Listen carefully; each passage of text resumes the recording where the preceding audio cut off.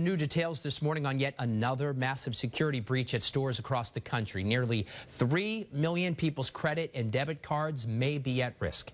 WBZ Radio's Joe Mathieu is behind the mic with why it could take years, Joe, to find the hackers who are behind this. Behind this, David, at Michael's stores and behind the theft that happened late last year at Target. It's amazing how little we've heard about that case at Target, considering how long ago it happened and how many people it affected. The Secret Service, which investigates this type of thing, says it's getting closer to figuring out how the person or people who did this at Target actually managed to steal credit card numbers and personal information from tens of millions of people.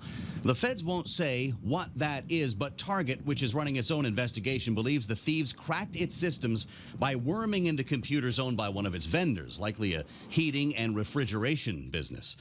Authorities say it's a game of patience, and chances are they will eventually find who did this. But, David, bringing them to justice could be a very different matter. So why, Joe? Why does it take so long? Well, it's because of two things. The first is we're dealing with a digital crime, a cyber crime. It's not like walking into a bank with a gun. It's a lot more difficult to find virtual criminals who can cover their tracks very effectively, whether at Target or at Michael's.